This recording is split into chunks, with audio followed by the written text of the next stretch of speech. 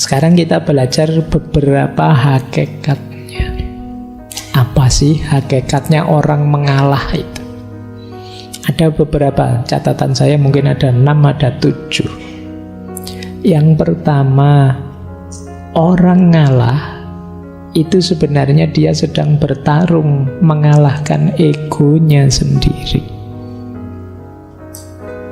Secara natural, manusia dengan egonya itu kan sebenarnya menuntut ini, menuntut itu. Ingin sukses, ingin berhasil, ingin meraih ini, ingin meraih itu.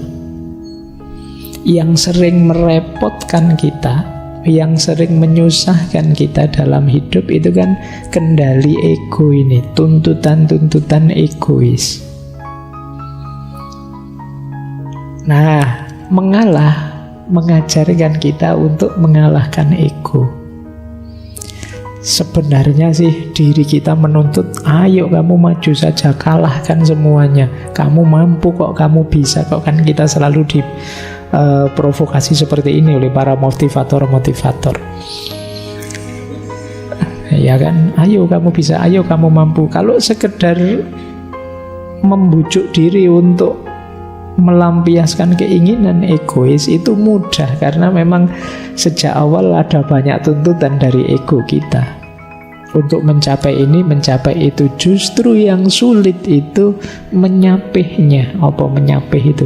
Jadi menyapih itu mengerem dia, itu lebih sulit. Nanti kalian rasakan bedanya mengendarai ego dan mengerem ego. Itu akan jauh lebih berat ngerem ego.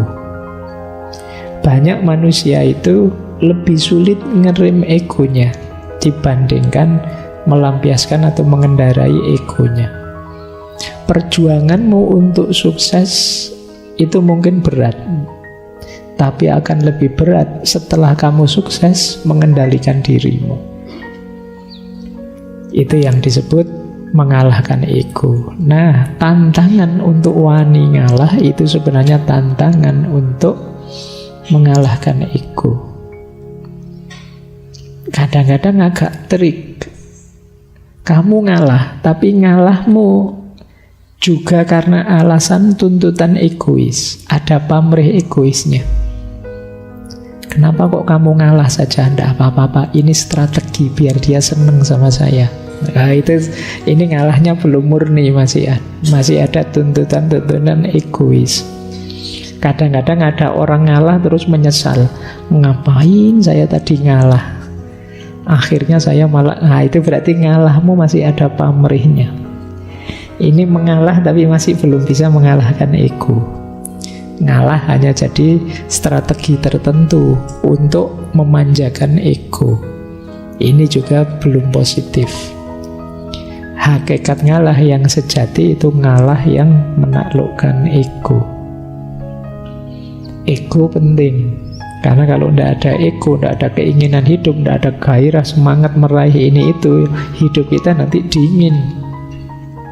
Tapi juga harus ngerti batasnya. Nah, untuk berhenti di batas itu kita perlu kemampuan ngerem tadi. Jadi ini uniknya manusia di situ. Pak, kok Allah itu ngasih kita juga ego, ngasih kita nafsu segala sih Pak? Mau ya dikasih yang baik-baik saja. Karena sebagian besar kenikmatan kita, kesenangan hidup kita ada di situ.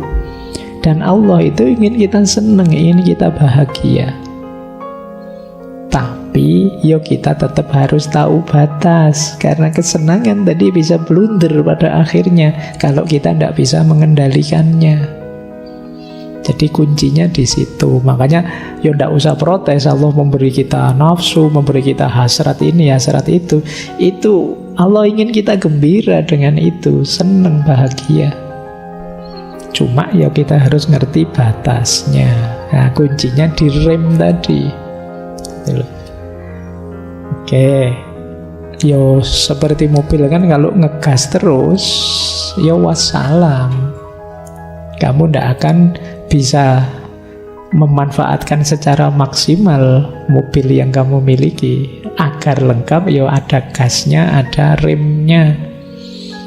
Begitu digas kamu gerak, kamu nyaman. Begitu ada bahaya, yo kamu rem biar ndak nabrak. Mobil di sini gas tok yo, jungkel kan mesti. Tapi mobil ndak ada gasnya, rem tok, yo ngapain kamu punya mobil? Nah, di situ pentingnya kamu tadi ya harmonis, keseimbangan. Nah, jadi ngalah melatih ego kita.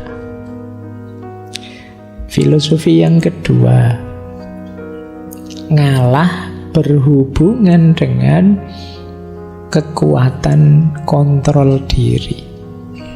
Jangan dikira orang ngalah itu lemah.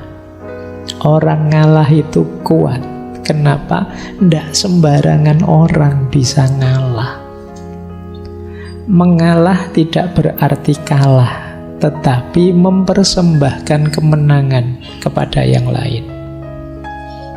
Jadi kalau mau saya bisa menang, tapi ndak apa-apa kamu dulu yang menang. Ini kan orang ngalah namanya.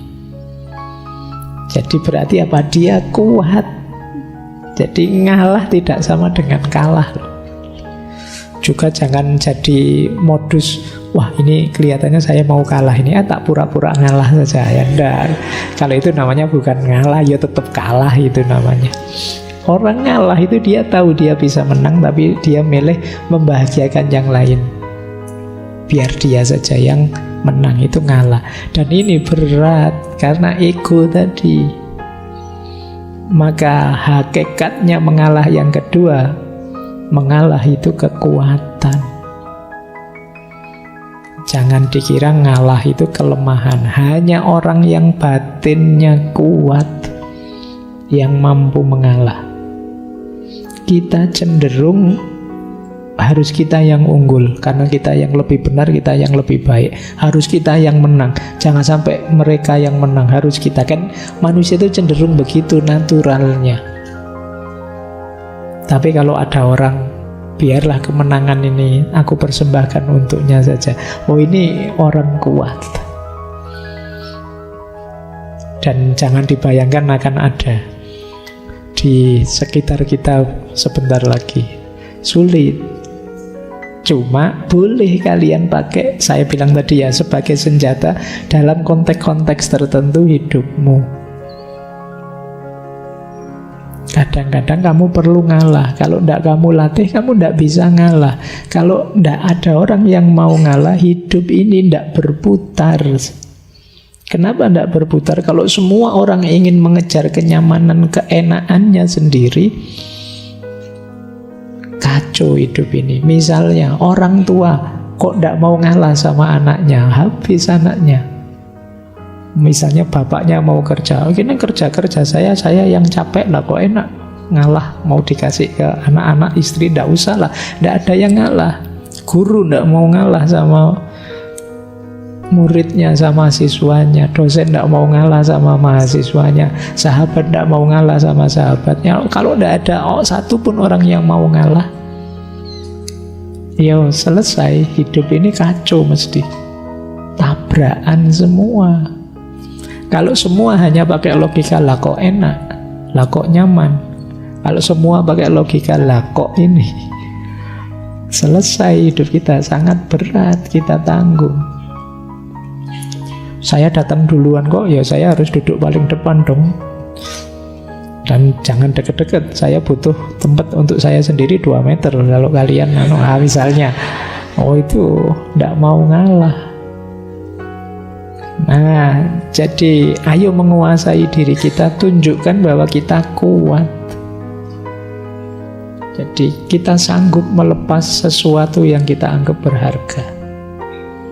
Nah, ini jadi kalau tadi hubungannya dengan mengalahkan ego, yang kedua dengan kekuatan batin. Hanya orang-orang yang batinnya kuat yang bisa mengalah.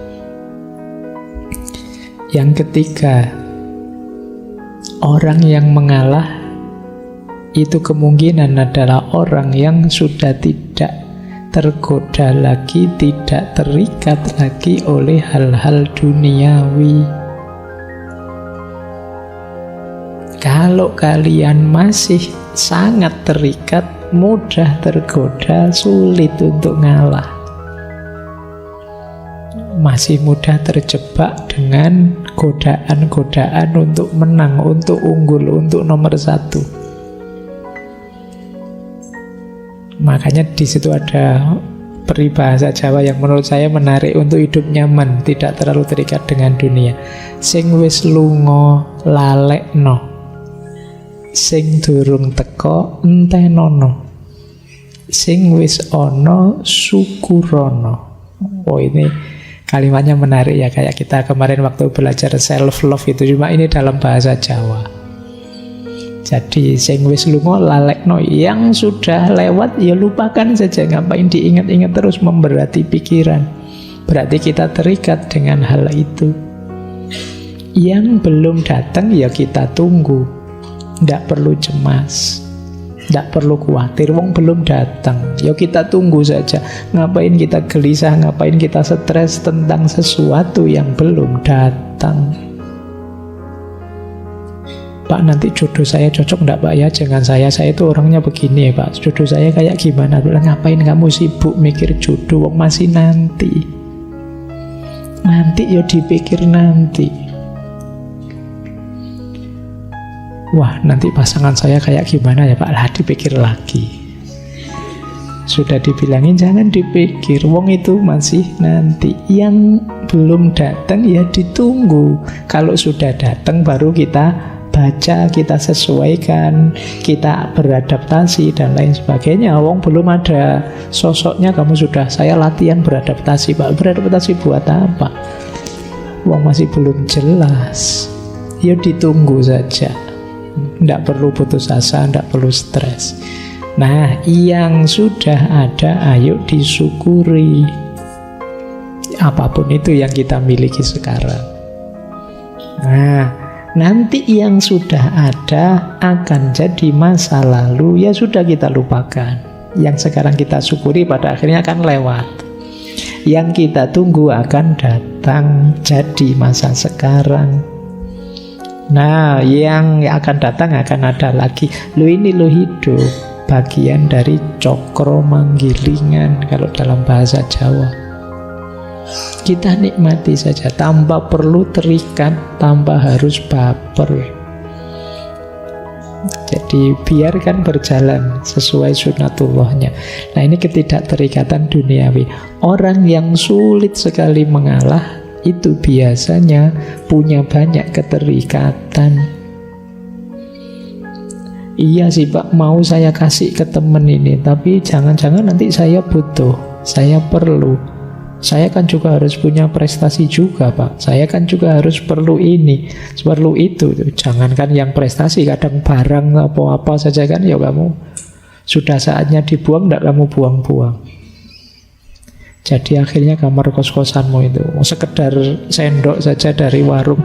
Eman-eman loh Pak, ini siapa tahu nanti foto. Ada yang begitu ya. Wah, itu kadang-kadang. Jadi kamar kita isinya ndak karu-karuan wis. Nah, terlalu banyak terikat. Yo kamu pakai siapa tahu kan, siapa tahu nanti butuh Pak, siapa tahu ada. Dan sampai tahunan, sampai kamu boyong ke kampung juga masih ndak kepake. Nah, nanti perlu belajar lagi logika minimalisme dulu ya. Bagaimana hidup itu jangan terlalu diberati oleh kepemilikan. Yuk, jangan terlalu terikat. Iya, kita memang butuh hal-hal duniawi. Kita perlu ini, perlu itu, tapi jangan terikat. Terikat itu namanya harga mati. Sudah, enggak, kalau enggak ini enggak bisa Pak, saya harus punya ini, saya harus punya itu namanya terikat. Oh, kalau enggak ada ini saya masih ada ini kok Pak, kalau enggak ada itu saya masih bisa ini, namanya enggak terikat. Waduh, listriknya mati, enggak apa-apa, masih banyak bisa melakukan hal lain tanpa listrik. Sinyalnya kok seret, enggak apa-apa, ya berarti enggak usah pegang HP yang perlu sinyal, game yang enggak pakai Nah, ada banyak alternatif kok. Tidak usah takut. Tapi kalau kamu terikat di satu atau dua hal, ya nanti akibatnya tadi egomu semakin besar. Jadinya kamu sulit ngalah. Ya. Baik, ini hakikat mengalah yang ketiga. Hakikat yang keempat, orang itu bisa mengalah kalau dalam dirinya sudah muncul cinta yang tulus pada sesama, pada apapun yang ada di sekelilingnya. Tanpa adanya cinta, mengalah tadi mungkin hanya strategi untuk lagi-lagi memanjakan ego. Seolah-olah ya sudah, saya ngalah, kamu saja yang menang. Tapi di balik itu ada kepentingan lain. Kenapa bisa begitu? Ya karena tidak didahului dengan karakter cinta. Maka tantangan wani ngalah tadi kelihatannya sederhana. Alah Pak, cuma ngalah saja kan begitu, saya bisa. Enggak, ada prasyaratnya. Antara lain apa? Ngalahmu itu harus terbentuk karena ada rasa cinta. Dari cinta itu kan nanti muncul kepedulian, namanya care. Dan ingin memberi yang terbaik pada yang kamu cintai, namanya responsibility. Tanpa adanya cinta mungkin kamu ngalah, tapi ngalahmu biasanya masih ada pamrihnya. Tidak demi dia tapi demi dirimu. Jadi mengalah itu bisa disebut manifestasi dari cinta yang tulus. Tanpa ada cinta, mengalahmu belum tuntas. Dengan adanya cinta, mengalah itu nanti jadi manifestasi keikhlasanmu, manifestasi pengorbananmu atas nama cinta. Baik, ini tidak perlu saya jelaskan lama-lama ya. Kalau tentang cinta kalian sudah tinggi wawasannya, infonya sudah banyak. Saya lanjutkan. Yang penting yang keempat sudah ya. Jadi ternyata ada hakikat cinta di balik mengalah. Orang yang benar-benar jatuh cinta bisa dilihat hidupnya saling mengalah, bukan saling egois. Jadi kalau cinta kok masih saling menuntut, masih menuntut untuk dibahagiakan, dipuaskan, dinyamankan, ini masih negosiasi, masih belum cinta. Aku memberi apa, kamu memberi apa. Tapi kalau sudah cinta yang tulus, isinya tadi saling mengalah. Aku memberi yang terbaik untuk dirimu, kamu memberi yang terbaik untuk diriku. Karena kita sama-sama memberikan yang terbaik, ya kita sama-sama meningkat pesat. Maka orang yang saling mencintai itu kan, kalau ini cintanya tulus, ya kualitas dirinya naik pesat gara-gara cintanya. Yang semula tidak begini sekarang bisa, yang semula biasa-biasa bisa luar biasa ketika orang jatuh cinta. Itu hebatnya energi cinta. Hanya bisa ditandingi oleh energi patah hati. Ya, patah hati juga energinya luar biasa. Ya manfaatkan energi itu ya. Energi itu kan penting. Kalian kalau tambah energi kan tidak bersemangat apa-apa. Ya siapa tahu ada yang banyak patah hati, nanti kita bisa bikin pembangkit listrik tenaga patah hati. Baik. Iya kan tidak butuh batu bara, tidak butuh lagi. Baik, kita lanjutkan. Ini yang keempat, hakikatnya mengalah. Yang kelima, kenapa sih orang bisa mengalah? Karena jiwanya adalah jiwa yang luas.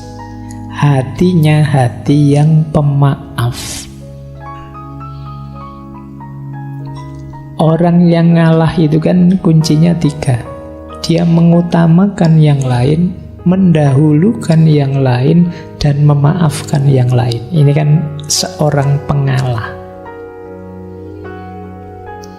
Nah, berarti apa? Selain penuh cinta, Orang yang mengalah itu sebenarnya punya karakter pemaaf.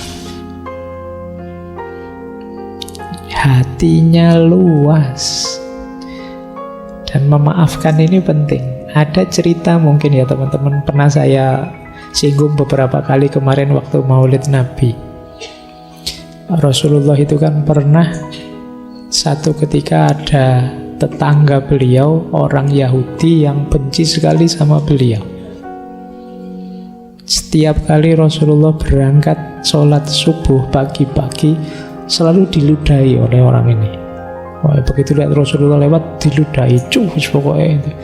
Ya, dan Rasulullah ini ya, karena jiwanya sangat luas, sangat pemaaf, pengalah, kalau dalam istilah malam hari ini, ya beliau terima saja itu.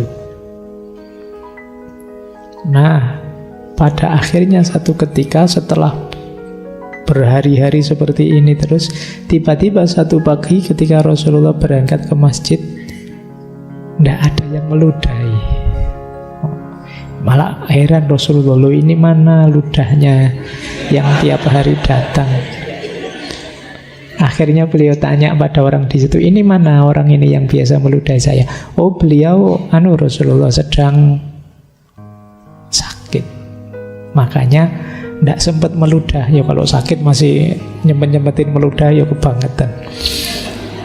Nah, begitu tahu sakit, Rasulullah terus dengan kebesaran hati beliau, sifat pemaaf dan pengalah beliau, ya terus didatangi orang ini.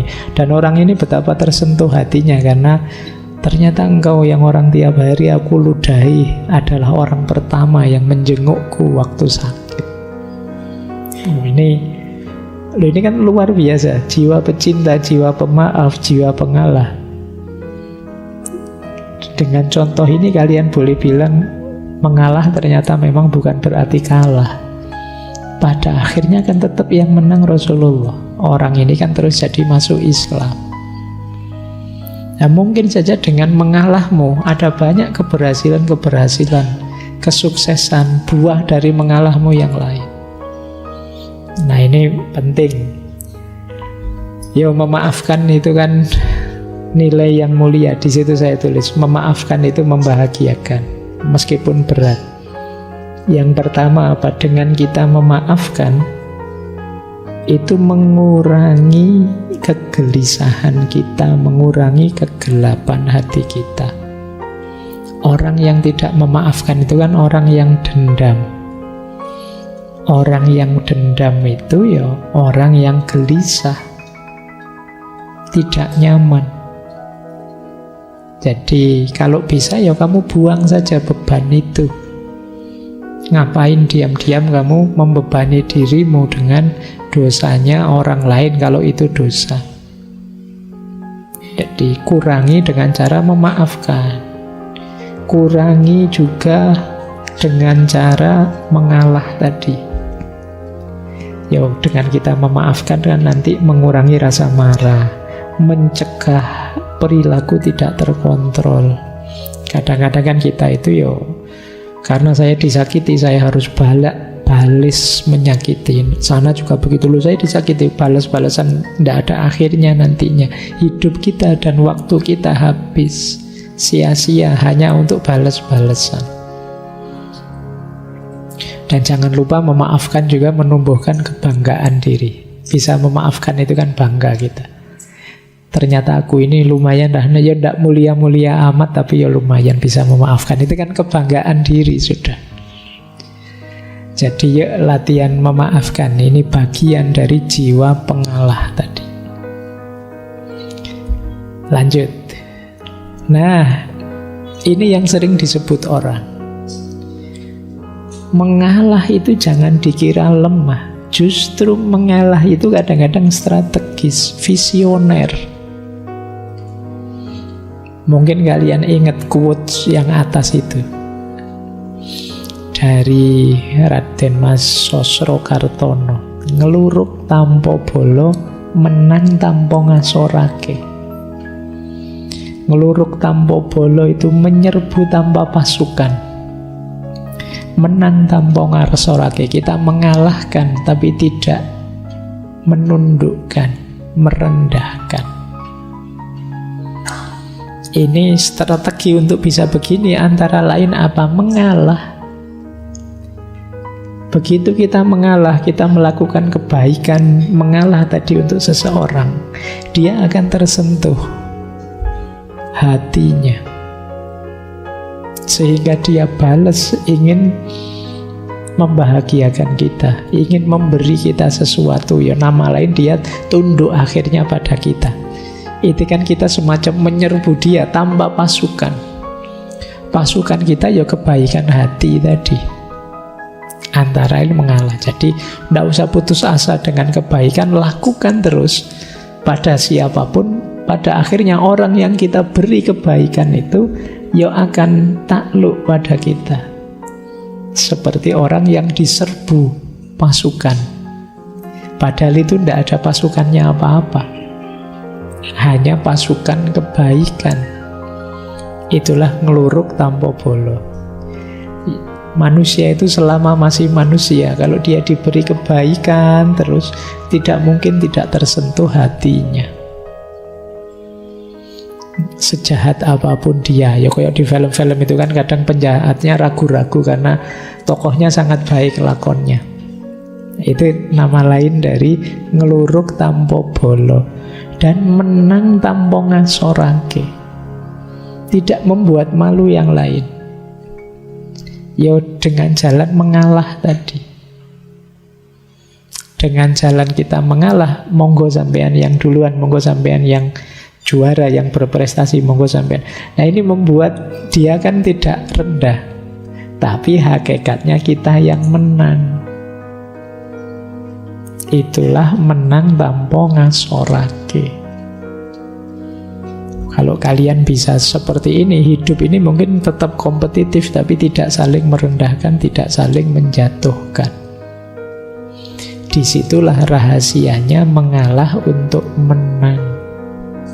Kalau dalam bahasa Inggris ada peribahasa, you may lose the battle but you win the war.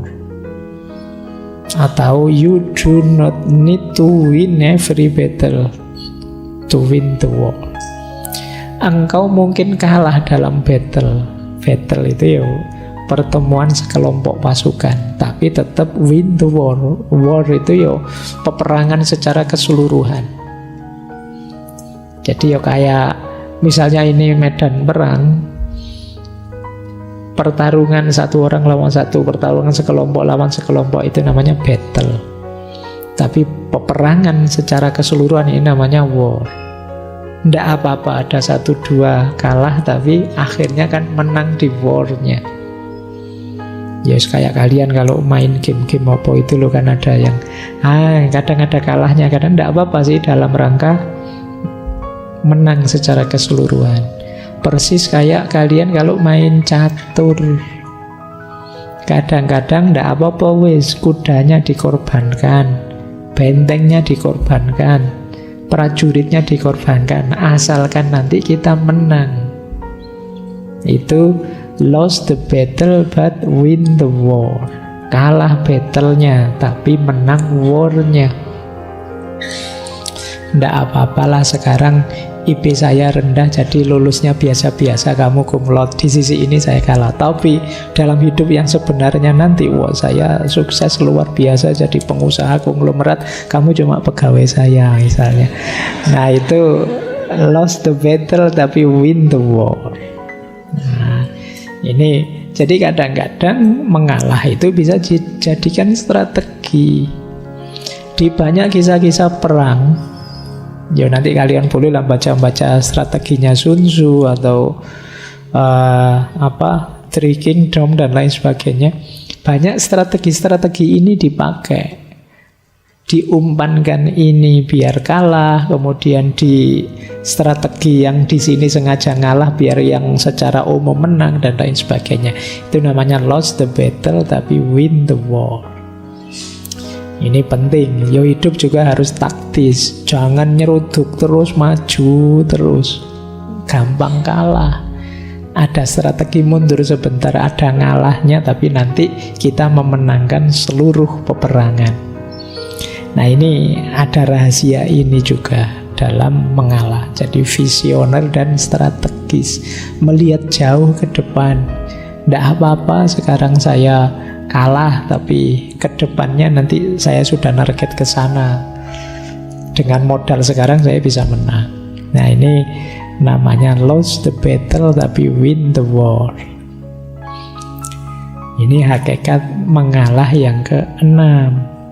Hakikat ngalah yang ke-7. Ternyata banyak hakikatnya ya. Padahal judulnya cuma 2 kata, wani ngalah, tapi rahasianya luas.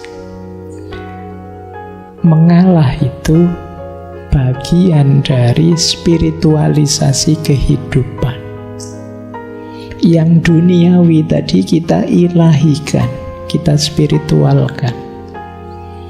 Ada yang bilang ngalah itu sebenarnya dari akar kata ngawlah,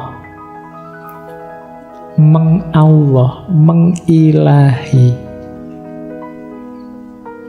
Hal-hal duniawi kita spiritualkan. Mengilahi itu begini loh, kalau kita punya uang, kita pakai untuk seneng-seneng makan dan lain sebagainya, ya wajar saja itu. Yang duniawi kita pakai untuk dunia. Tapi ketika uang ini kita sedekahkan untuk fakir miskin, anak yatim dan lain sebagainya, berarti uang ini kita spiritualkan, kita ilahikan. Nah, mengalah juga punya logika seperti itu. Biarlah aku membahagiakanmu, biarlah aku berikan ini untukmu, itu kan ngalah. Tapi dengan ini yang aku berikan tadi, kalau aku nikmati sendiri ya itu nilainya biasa saja. Tapi begitu aku berikan padamu, nilainya jauh berbeda. Sekarang dia bersifat spiritual. Sama-sama uangnya dibuat main dengan dibuat sedekah itu kan beda. Ketika dibuat sedekah, uang ini jadi spiritual. Kemenangan kita juga begitu, kepemilikan duniawi kita juga begitu. Nah, cara menspiritualkan antara lain dengan cara mengalah tadi. Jadi, menspiritualkan peristiwa sebagai sarana menuju Allah. Tidak lagi fokus pada keuntungan atau kemanfaatan duniawi. Inilah hakikatnya mengalah. Sudah ada 7 hakikat mengalah.